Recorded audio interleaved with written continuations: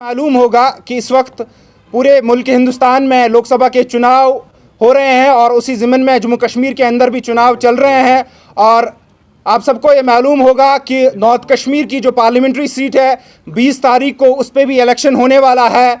और हमारी भी एक ज़िम्मेदारी बनती है बहसती एक एक्टिविस्ट, एक सोशल वर्कर, एक लोगों का खिदमतगार, हमारी भी ये ज़िम्मेदारी बनती है कि हम भी अपने लोगों तक सही पैगाम पहुँचाए कि हमें किसको सपोर्ट करना चाहिए।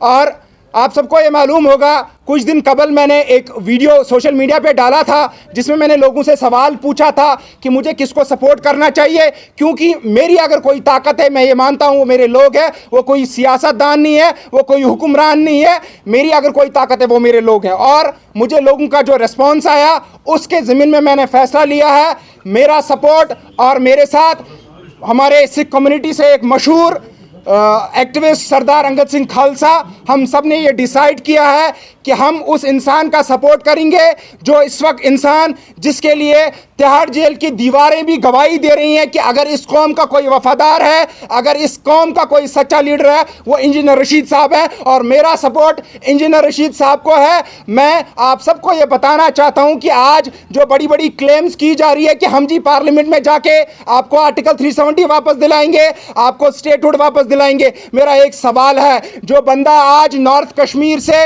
एमपी बनने के ख्वाब देख रहा है, जो श्रीनगर से आया है, देखिए कश्मीर सबका है, लेकिन सवाल सबसे बड़ा ये भी है, क्या नेशनल कॉन्फ्रेंस ने 70 साल में नॉर्थ कश्मीर में ऐसी कोई फिगर तैयार नहीं की जो सजाद गनी लोन को या इंजीनियर साहब को टक्कर देता। ये अफसोसनाक बात है कि वहां से एक फॉर्मर चीफ मिनिस्टर को आना पड़ रहा है, farmer foreign minister of India रह चुका है। आप मुझे ये बताइए, सवाल लोगों से है मेरा, आज वो कह रहा है मैं एक एमपी बनूंगा, क्योंकि वो तो कह रहा है मुझे गवर्नमेंट में नहीं जाना, मुझे मिनिस्टर नहीं बना है, because I don't know whether government BJP will form government at centre और कांग्रेस। बट जब ये एज ए एमपी वहां पे जाएगा, मैं इसकी बात करूंगा, ये क्या कर पाएगा वहां पे। जब ये फॉरेन मिनिस्टर ऑफ इंडिया था, फॉरेन मिनिस्टर ऑफ इंडिया का मतलब है फेस ऑफ इंडिया, जो फॉरेन अफेयर्स को डील करता है, पूरी दुनिया को डील करता है। क्या इसने कश्मीर का मसला वहां पे रिप्रेजेंट किया था तब, ये जब 2001 में फॉरेन मिनिस्टर था तब इसने रिप्रेजेंट किया, या आज करेगा, या ये जब चीफ मिनिस्टर जम्मू कश्मीर का था तब इसने कुछ किया था, तब इसने कुछ किया था?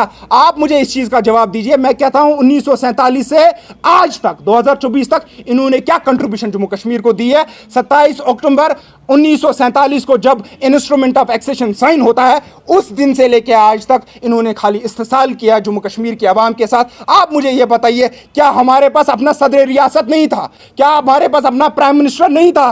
क्या हमारे पास अपनी सिटीजनशिप नहीं थी? क्या हमारे पास अपना झंडा नहीं था? क्या हमारे पास अपना स्टेट सब्जेक्ट नहीं था? क्या हमारे पास अपना कोई वकार नहीं था? क्या हमारे पास फुल फ्लेज्ड स्टेट नहीं था? हम एक रियासत, एक मुल्क का दर्जा रखते थे जब हमने हिंदुस्तान के साथ इलाक़ किया था। लेकिन आज अगर हम गुलामी की जिंदगी जी रहे हैं, अगर आज हमें गुलाम बनाया गया, तो उसकी अगर सबसे कोई जिम्मेदार है वो नेशनल कॉन्फ्रेंस है, शेख अब्दुल्ला का खानदान है, फारूक अब्दुल्ला और उमर अब्दुल्ला है, जो आज एमपी बनने के लिए नॉर्थ कश्मीर श्रीनगर से यहाँ आया है कि मैं एमपी बनूंगा। उसके बाद मैं आऊँगा जनाब लोन साहब पे।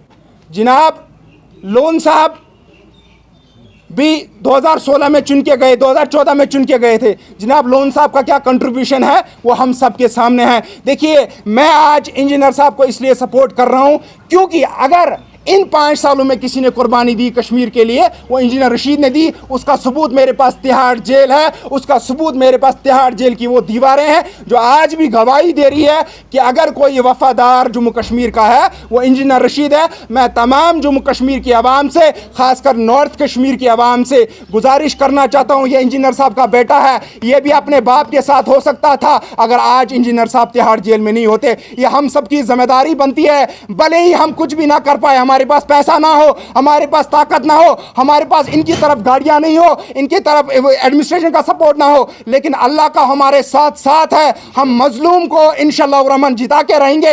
ये जो बेटा है इसको अपने बाप से मिला के रहेंगे। अब मैं गुजारिश करूंगा अपने जो मेरे साथी हैं सरदार अंगद सिंह खालसा, वो भी 2 मिनट आपसे बात करें उसके बाद। और मैं आपसे सबसे एक इंपॉर्टेंट जो चीज़ शेयर करने जा रहा हूं वो ये है कि हमारा जो निशान है आने वाले इलेक्शन में वो ये होगा, प्रेशर कुकर होगा, जो हर एक घर में होता है। हर एक माँ और बहन, भाई, बेटे, बाप, हर एक को पता होता है कि प्रेशर कुकर क्या है। तो आपको याद रखना होगा, हमारा निशान इस समय गैस सिलेंडर नहीं है, हमारा निशान प्रेशर कुकर है, ये याद रखना होगा आप सबको और इसको घर घर तक फैलाना होगा।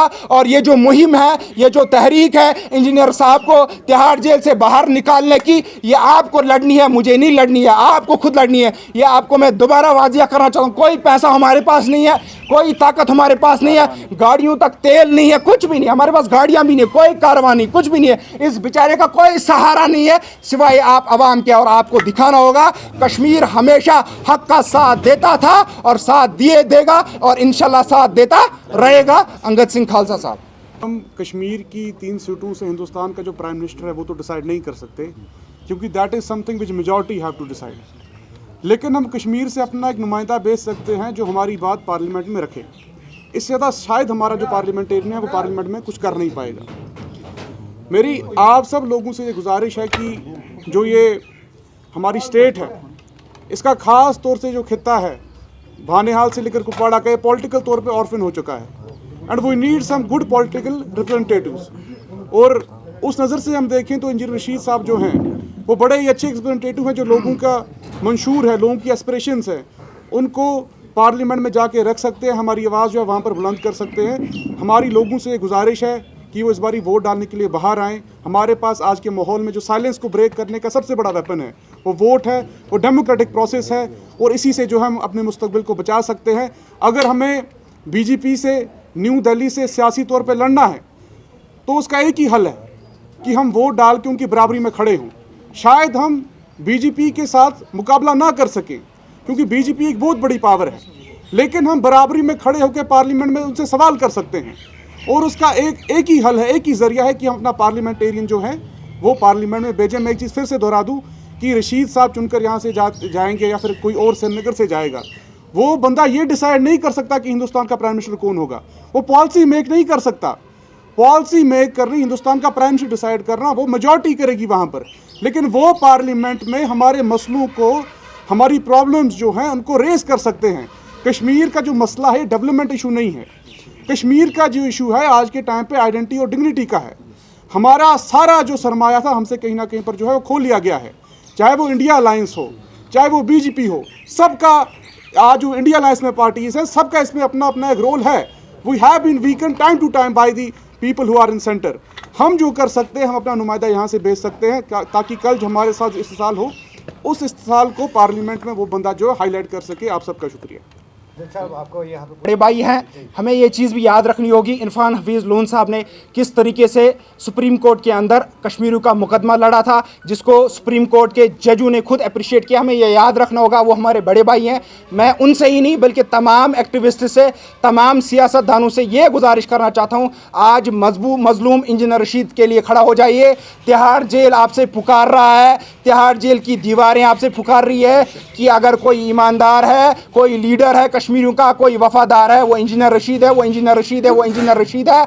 और अगर उमर अब्दुल्ला कोई है वो कातिल है, कातिल है, कातिल है, कश्मीरियों का कातिल है। ये